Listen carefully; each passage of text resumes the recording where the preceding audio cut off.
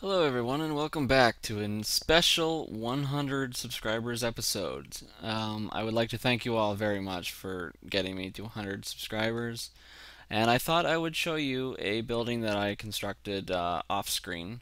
The reason I constructed this off screen was because most of it wasn't all that entertaining. Most of it was just, plowing land and stuff like that. The building really only took about 10 minutes.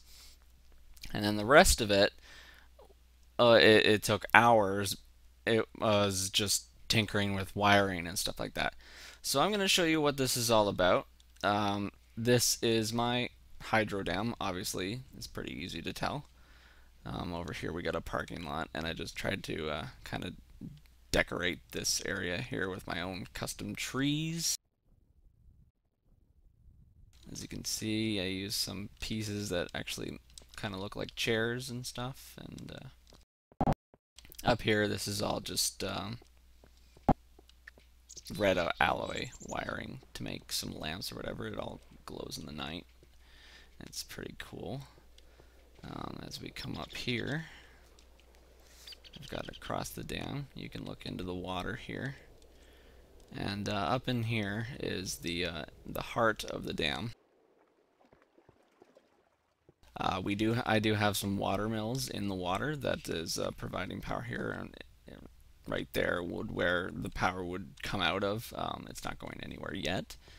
In here we have the control room. I have some computers set up, and what I can do with these computers is those holes there, I can actually use the computer, and through a command I can open the floodgates, and I'll show you what that's like. Those three holes right there. So here's my coding. I won't really get on into that, but all we gotta do is type open and hit enter, and the floodgates open. It's pretty sweet. I love it. You can do this without the computers. The computers is a little more of an advanced thing, but you can do it with levers and stuff. And we'll just close it now. And close it. And the floodgates close. And the water shuts off. So it's pretty sweet. I love it. And I will show you how this works in a minute. If we come up over here, we've got a whole grid of blue electric solar panels. These all power the floodgate engines, and I will show you what that looks like. It comes down here and it all goes underground, and I'll show you what it looks like inside the dam. Here's all the wiring. The wiring comes through into here. These wires here are bundles. They basically act like any kind of wire you want. That's all bundled together. Like for example, orange. The orange is, I'm pretty sure I have it set to the on engines. Yeah, the up engines.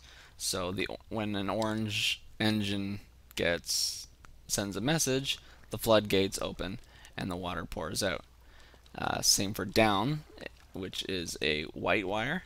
When the white wires get a message sent, the engines pull it down and close it, and they're all rigged up, and I'll show you what it looks like under it all.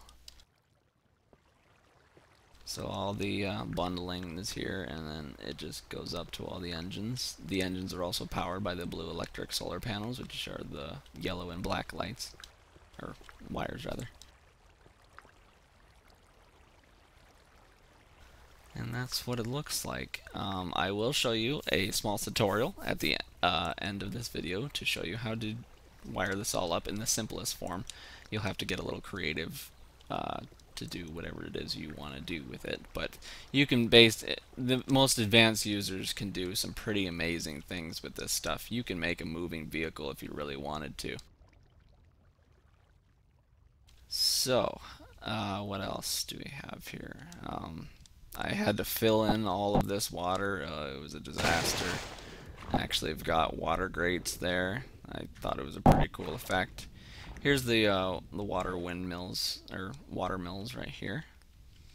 And yeah, that's about it for this building. Yeah, I thought I'm just amazed by these engines and stuff like that. So yeah. Another change I've done here is this is the steel factory that you've seen in a previous video. Another change we had here was I had multiple quarries running, and it was really bogging down the server and just killing my frames per second. So I made a little change to it and just made it into one really big quarry. You can do that by setting the boundaries of the quarry with landmark torches. And we found, I think I found around 10 to 15 diamonds just in this area. And we struck some lava, as you can see there. But that's all done. Over here we've done a bit more work on the highway. The highway goes all the way down through the tunnels, as you can see as the tiles load. It comes down here. Here's an off and on ramp. And I've done a little decorating with the trees here. And all of this open flat area will actually be the next episode. We are going to be building an airport here. It's going to be big, and it's going to have some fairly impressive things. It's going to have a hangar, a terminal, and a long airstrip with lights that actually do work, and they signal as an actual airport will signal. Lastly, the last thing under construction that I've been doing here is I've been flattening out this area. This all used to be mountain, and I've flattened it all out, and I'm turning it all into grass. And out here, which is just nearby the power plant that isn't loading, there's going to be a prison out here, and a whole lot of farmland, and the airport will be right here as well. So this is probably going to be farmland, and then further than that, a prison, and that should be a lot of fun. Last thing I wanted to show you was something I actually did not build. This one is something my brother created. He's on my server. I intend to use this building as part of the city, but the location it's in right now isn't a very good one. It's in a pretty bad spot. It's over by a desert, and this is nowhere where I intended to have business buildings such as this. So I have an interesting project that I'm going to try with it. By using the same engines that I used to open the doors of the hydro power plant, I intend to cover this entire structure with the certain item that you need, and I intend to move this entire structure in one movement using those engines. As you can see, it goes all the way up. It's pretty high up. It's an amazing building. He did an amazing job. I really like it. There's probably some things that I might change about it, but other than that, he did a really good job, and I love the technique that he used with the glass. So in maybe a future episode, I may show you just trying to move an entire building using a single switch. It's going to be tough. It might work. It might not. I don't know. But yeah, it's going to be an interesting job. Okay, the last thing I wanted to show you was how to use these actual engines to do whatever it is you want to do that has to do with moving parts. The things you're going to need are, you're going to need solar panels, the flat ones that go with the blue electric and the red power mod. You're going to need blue alloy wires.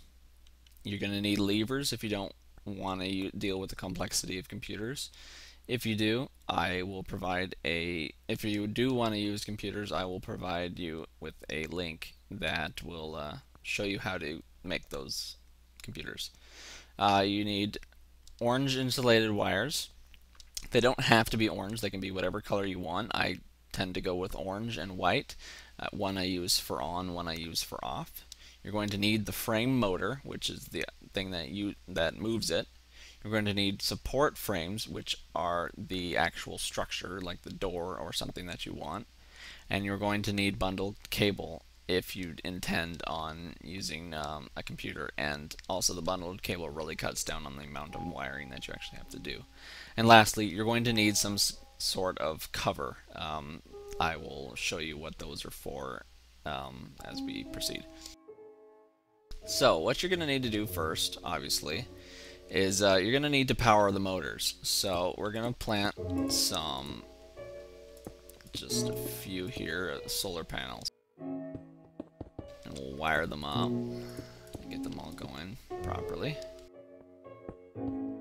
And then we'll start with the door. So we don't want it that way. Let's try. Dang it, come on. There we go. So the way the arrow is pointing is the way the engine will move the actual item. So we can rig this up, and you'll see these blue lights here. When it has power, it lights up. So if it's lit up, it has power from the engines. I don't know if there is any other kind of power that you can use to power it, but that's what I got so far. Next, you will need these support frames. For the support frames, what the engine does is it moves these support frames and anything attached to the support frames. So if I wanted to place a marble block right here, it would be touching the support frame, so it would get moved with the support frame. But whatever is touching that marble block after would not get moved because it's not adjacent to a support frame. What you need the covers for, where you can place them like this, is if you don't want it to move a block beside it. So say there is a marble block here and you don't want it to move, you would place a cover over it. That basically means I don't want it to stick. You can use as many different kinds of covers as you want. It doesn't matter. And any kind will do have the same effect.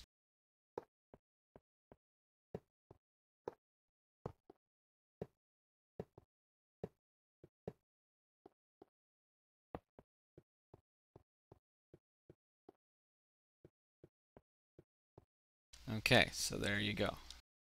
Here is our sort of a door. Next thing we're going to need is some bundled cables. These you can also use things such as redstone alloy wire. I'm not sure if you can use redstone power. I would assume so, but I don't recommend it just because redstone powder is just annoying to deal with. We'll go with white wire for now. So the way this is going to go is it's going to move this one over. Power it with a lever or a computer if you want to. And every time it receives a redstone signal, it should work. But it didn't. Why didn't it work? Okay, sorry about that.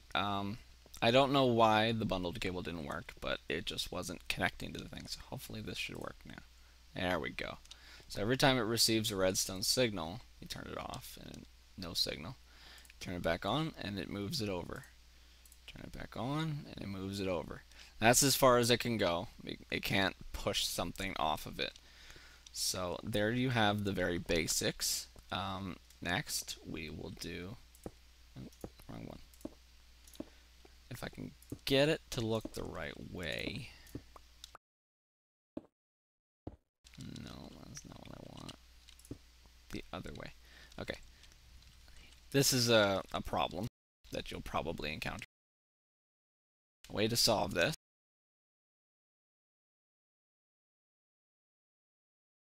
is by getting a screwdriver. With the screwdriver, it allows you to turn the facing whatever way it is you want.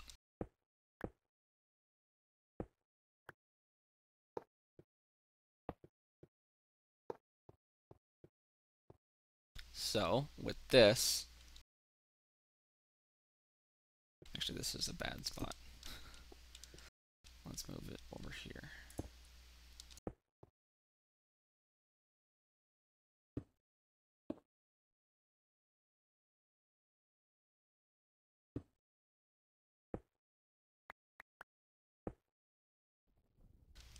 Okay.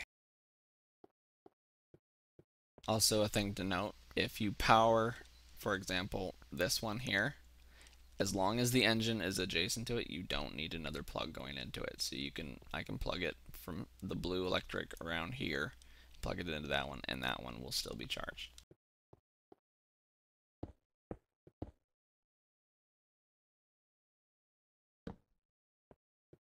So what this will do, now that you can turn this off or on, it doesn't matter. It was able to be pushed because it goes onto another engine. One thing that you might have noticed there is that that wire moved. The reason that wire moved is because on the bottom of these I do not have a cover, so the wires are sticking. You can move wires, which is pretty cool. The way to solve that is just to get underneath it and plant covers.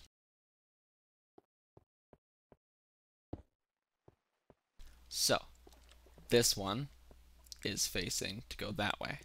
So with a simple redstone signal, it'll go back. It's a little bit glitchy in the graphics, but it works. With this, you can be so creative. You can move things. You can make wide opening doors. You can make castle doors. You can make hangar doors. You can make so many different kinds of doors. If you're really creative, you can probably make tank tracks. I love this thing. I just discovered it recently.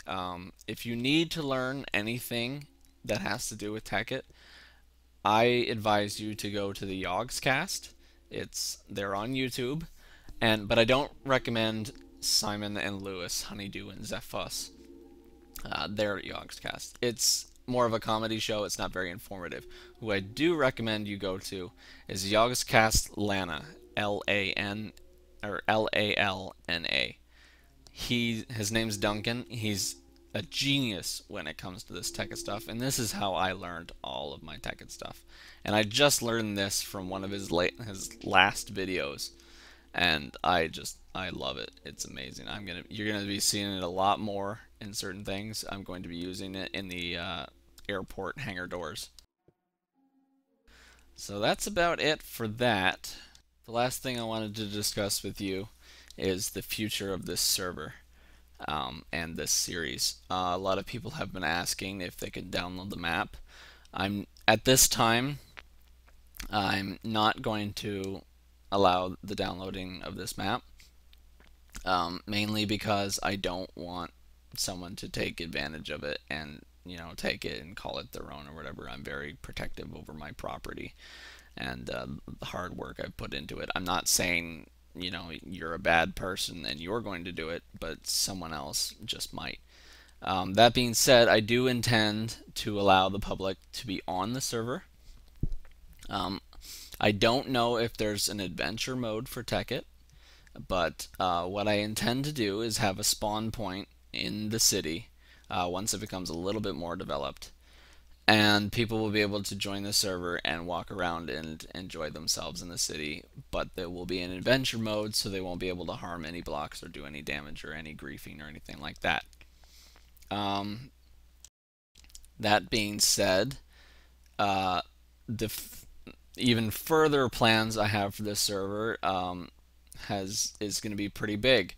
What I intend on doing once a decent amount of the city is done is I'm going to rig up chests all over the city, and it's all going to have pipelines all connected to it, and I'm going to build myself an admin station, and I'm going to host the server for people to join, and I'm going to be spreading items all over the city, and people will be able to join it and find and seek out these chests and collect gear, and they will be able to fight each other. And at the same time, I'm going to have spawners all over the maps under the roads and stuff like that, and you'll have to survive against probably just zombies and skeletons. There's not going to be any creepers or endermen because they tend to screw things up.